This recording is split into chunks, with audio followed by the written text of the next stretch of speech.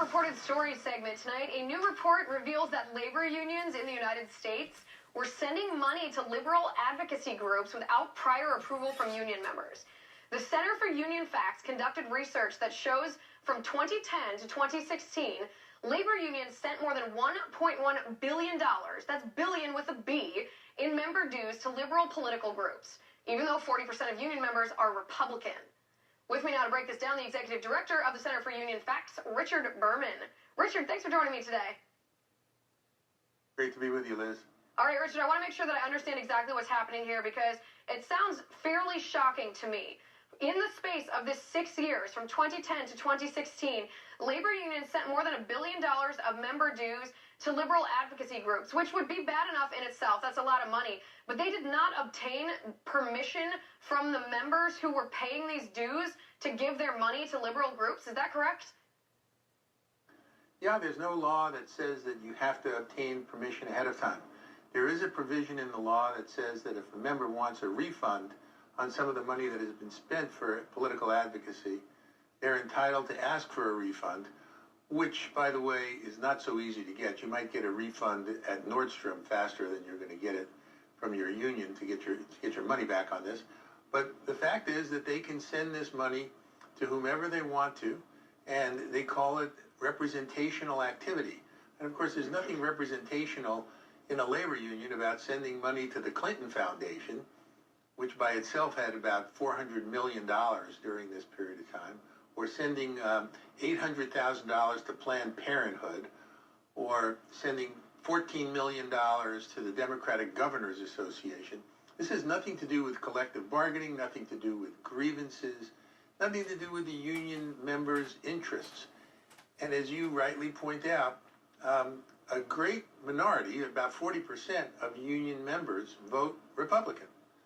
So it's outrageous, and fact is that most union members don't know that this is what's happening to their money.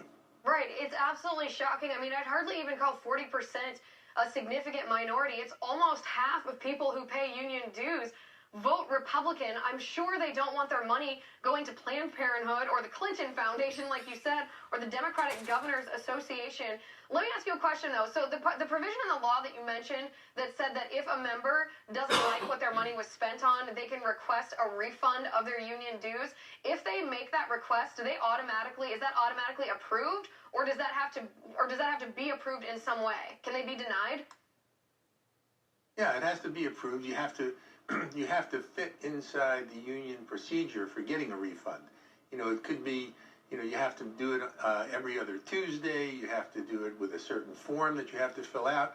And by the way, when you do that, you're considered to be a rogue union member. You're not now part of the group. And so there's a little bit of intimidation when you ask for your money back. There's nothing about it that works well for the members. It's a process that stinks. And more importantly, the Congress could solve this by passing the Employee Rights Act. And there's 170 members of the House and Senate who have co-sponsored the Employee Rights Act. People can go to the website, employeerightsact.com, and you can see which members have co-sponsored this. More importantly, you can see whether or not your congressman or senator has not co-sponsored it, and ask, why would you not do something about this? And there are several other provisions for the Employee Rights Act, like guaranteeing secret ballots, that all poll, and I might add, even among union households, all poll around 80% favorable. There isn't a bill in Congress that ever reaches 80% favorable unless you are naming a post office after a famous person.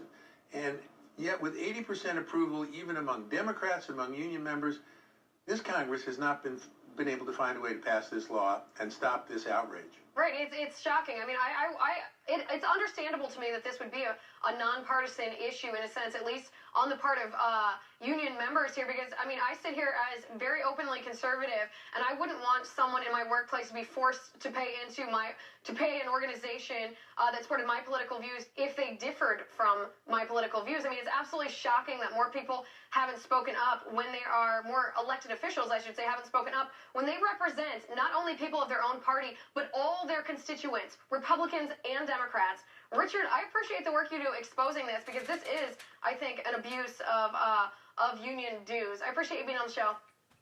Our next tipping point with Mika Danzig, a Muslim imam in North Carolina calling for the